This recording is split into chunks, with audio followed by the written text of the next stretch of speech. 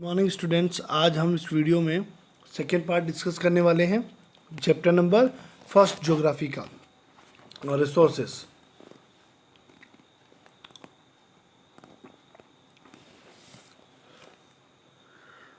Value of resources. The worth of an object or resources is known as the value of the same.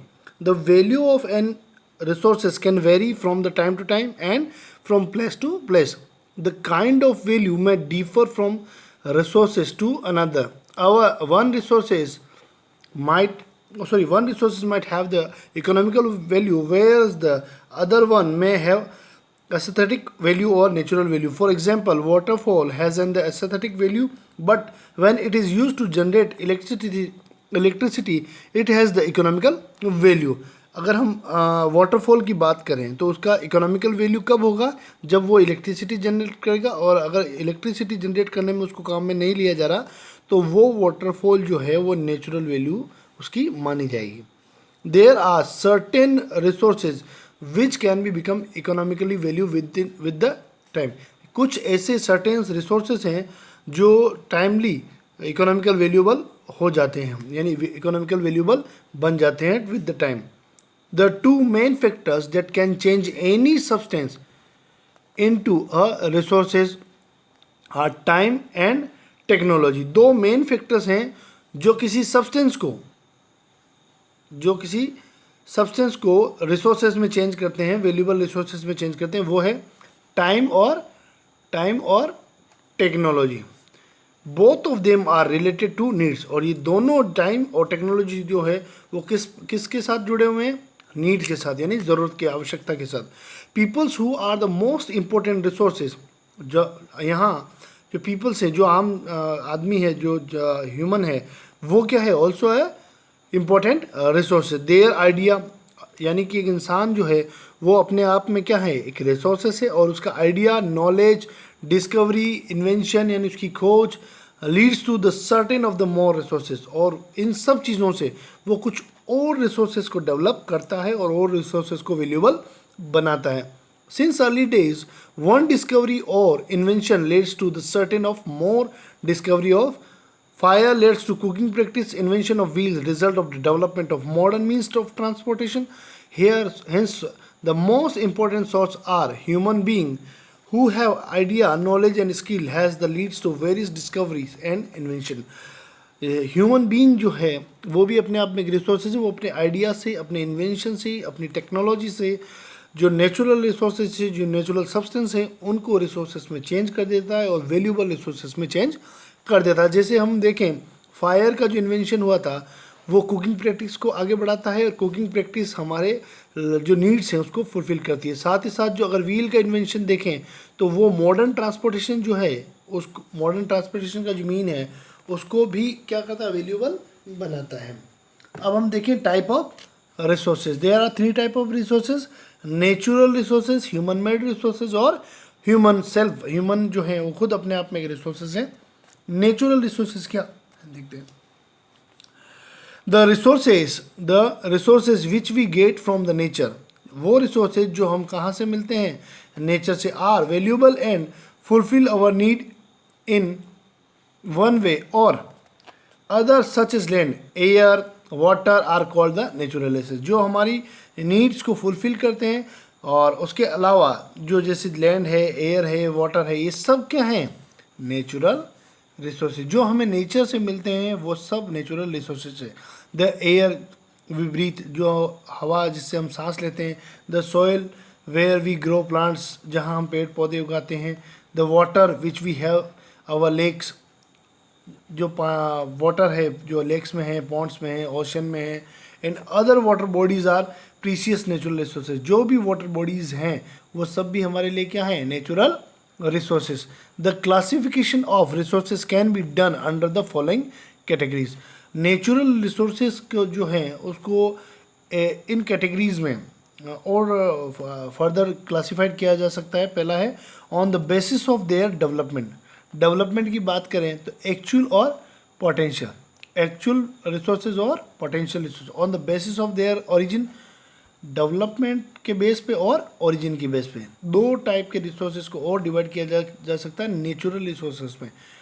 एक ही on the basis of development and on the basis of origin. Origin के basis पे देखेंगे तो biotic और abiotic, और development के basis पे देखेंगे तो एक्चुअल और potential.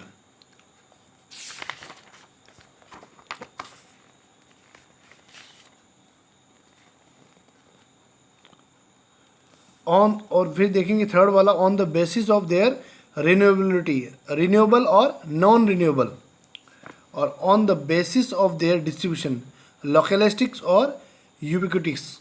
On the basis of their development, अगर हम फर्स्ट वाले पॉइंट की बात करें, on the basis of development है actual resources.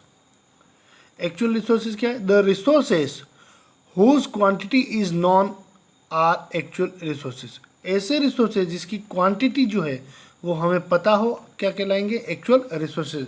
They are being actually use in the present time, जो वास्तव में अभी वर्तमान समय में जिनका यूज़ किया जा रहा है। Some examples of actual resources आज, कुछ एग्जाम्पल्स है जैसे petroleum in West Asia, rich deposit of coal in the Ruhr region in Germany, dark soil of Deccan plateau in Maharashtra.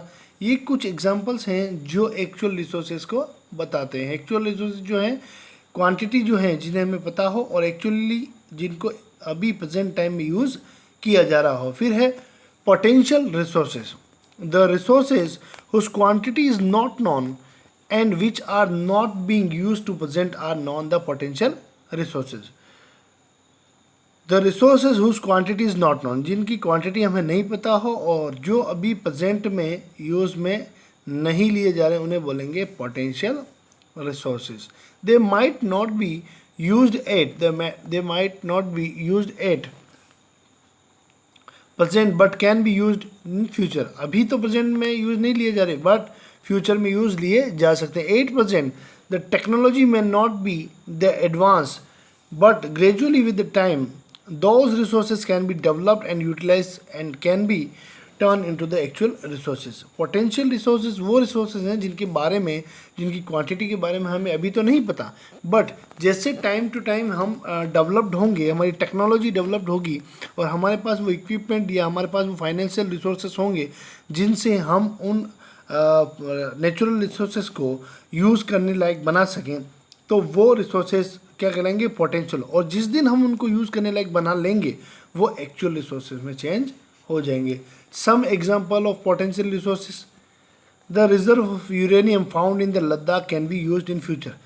Uranium का जो भंडार है वो लद्दाख में जहाँ मिला है वो फ्यूचर में काम आएगा, तो ये हमारे लिए क्या है? Potential resources. In early time, high-speed windmills were a good potential source of renewable energy and has now become an actual resources. जो हाई स्पीड विंडमिल थी were good potential source of renewable energy, renewable energy का good source है potential energy का। Wind farms have the developed in Netherland in India, these are set up in the Nagercoil in the Tamil Nadu on the Gujarat coast. Gujarat coast और Tamil Nadu coast के आसपास जो हमने wind mills establish की, wind जिनको विंड फार्म्स कहते हैं, उन्होंने भी जो डेवलपमेंट के थ्रू हमारी जो एनर्जी थी उसको बढ़ाने में काफ़ी ज़्यादा हेल्पफुल रहा है।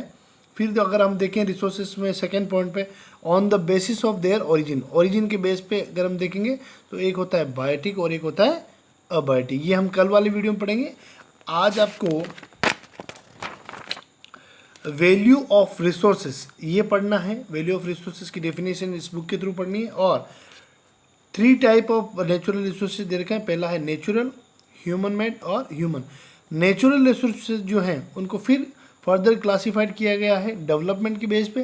तो डेवलपमेंट के बेस पे हमने एक्चुअल और पोटेंशियल पढ़ लिए। अब ओरिजिन के जो बेस पे हैं वो हम कल पढ़ेंगे। यानी एक्चुअल रिसोर्सेज पढ़ना है आपको, एक्चुअल रिसोर्सेज की डेफिनेशन, और पोटेंशियल रिसोर्सेज जो हैं उसकी डेफिनेशन यहाँ से यहाँ तक है। ये आपको लर्न करनी है, एक्चुअल रिसोर्सेज और पोटेंशियल रिसोर्सेज।